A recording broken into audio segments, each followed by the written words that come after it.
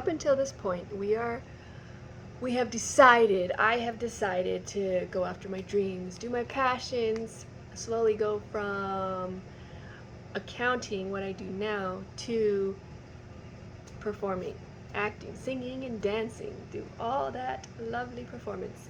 So, now that I've done that, it's time to commit 100%. So, here is what we're going to talk about: committing to what you have been wanting to do. So, how do you do that? How do you commit? The first thing that I have noticed that's really helped me I started with my identity. So, for instance, when I first started going to like networking events and doing going to background work, doing background work, I would tell people, oh yeah, I just started acting, and so I'm not really yet an actor. I'm not really yet a singer. Even though I would tell people, yeah, I sing all the time. I love singing, I love dancing, I love acting, but I don't actually have any experience. So I would say, so I'm in that process. I'm in like ground zero. But what I've started doing and what I've noticed is that I've shifted that to like when when I say that, it's kind of an excuse. Like, well, so if I, I haven't failed yet, basically. So I'm I'm an actress. I'm a singer. Um, at ground zero. So it's kind of giving me that that that that space to, like, so don't judge me, don't expect much from me. So I switched that mindset, and that is who I am now. So instead of saying I'm just a beginner and kind of playing it small, then I am now, that's how I see myself now. So you have to switch that identity. You have to make it who you are wanting, who you are. You have to be that person. So now I am an actress. I am a singer. I am a dancer. I am a performer. So, and it's very powerful because you kind of switch your mindset around that, and you kind of just like commit to it. You're like, okay, I'm doing this. No excuses. And you do it, and you just are like, okay, yeah, that doesn't mean that I can, that I'm holding back or anything like that, because now I've committed. I am a performer.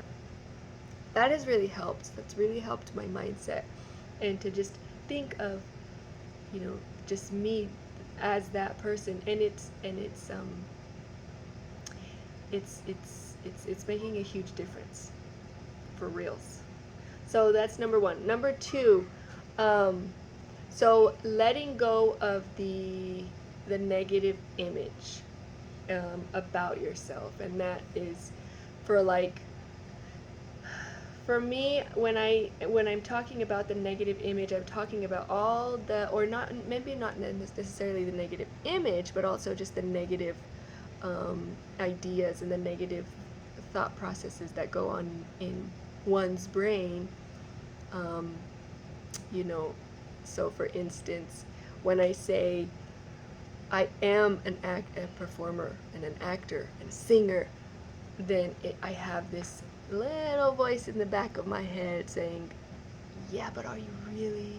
And so it's like that negative self-talk, that negative like image you have about yourself, that okay, I, I since I don't have any experience, then should I even be calling myself that? The answer is yes. Yes, because for me, just because I haven't been on TV, just because I haven't been in a big movie, in a TV series, in a play, doesn't mean that that I can't be acting any time throughout the day. So I act a lot of times throughout the day, and a big one is with my kids. we are, it's an acting game when you're playing. You gotta act all sorts of things, okay? So you gotta act from being like an astronaut to being dinosaur paleontologist and hunting for dinosaur bones, and you gotta put your acting game on strong with those kids. You know what I'm talking about. So if you're a parent, I mean, and even if you're not, if you work with kids, that's very helpful, and it's fun, and you realize I don't have to, you know, like you realize that yes, I am an actor and I love doing it. Same with singing for me. I haven't sung in front of, well, okay, I've sung in, you know, in front of a crowd, but it's nothing professional. It's nothing like, I'm not in any on a stage except for like karaoke and things like that. So it as long as you are doing what you love to do, you could call that you're a singer. Hell yeah, do it. So there's that negative self-talk that's like, well, should I be? And that's what was going on with me, is I had that like, no, this imposter syndrome, like that I, just because I never had done anything big, that I couldn't call myself what I wanted to be. And so it's like, no, that's bullshit. I am an actor. I am a singer. I am a dancer. And I sing all day. I dance all the time. And I act all the time. So it's just one of those things that you really have to let yourself call yourself what you have been wanting to do your whole life, because you're doing it. You've been doing it your whole life. So changing that identity, you are what you are trying to do. So change that, see yourself that way, and get rid of this negative self-talk, or the things that like, oh, I can't do this, I'm not good enough for this, I'm not as far as all these other people.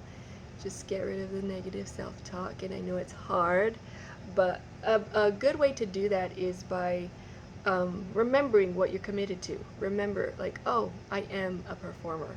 So yes, I'm just starting out on my journey, but that doesn't mean I'm not gonna accomplish it just because I am a little bit behind, just because I'm a little bit older than everybody else. It's fine. You just as long as you remember your commitment to it, it starts to ease little by little. It gets easier and easier for your brain to get rid of the negative talk. And then the last one I did want to talk about is remember that it's okay to make mistakes and to fail. That's a huge one, because if you make a mistake, or if you try something and it didn't work, and you're like, well, that didn't work, it's like, well, I don't think I'm meant to do this. It's not, that's not commitment right there. And you're letting failure or things that don't happen right away hold you back or stop you from even trying. So that's something that it's like you have to correct course every time that something doesn't happen the way you want it to. It's like, okay, that's fine. What am I going to do now? What's something else that I could try? And when you keep these three things in mind, it really helps you to stay committed, to stay the course, to keep going and doing what you love to do, because that's what we're here for, is to be doing something we love, right? And if there's not that commitment, it gets to this, you start to doubt yourself, and you start to just go slower and slower, and you're like, well, it's not working out like how I wanted to, and so I'm just gonna, maybe I shouldn't do it. But you should, and you definitely just stay committed to it. Stay committed to your goals, to your target, to your commitment. So that's so far what I've been doing, and it's been helping out so much. And I hope that those 3 tips can help you out to, to keep you going, committed to what you truly love to do. The next one I'm going to talk about is goal setting. We're going to talk about goals or your target, or, you know, where you want to even be, and kind of a few things that you can stick to hit your goals. Awesome. If you like this video, go ahead and like it. If you want to subscribe because you're starting a new journey and you want somebody to be there along with you that's doing the same thing, we're starting together and we're gonna kick butt. We're gonna kick ass. And if you subscribe if you want to keep, if you want to be inspired by my journey and by me going trying to get over the obstacles that keep coming up, then follow me or subscribe, whatever you do on YouTube. Okay, cool. I'll see you next time. Break a leg.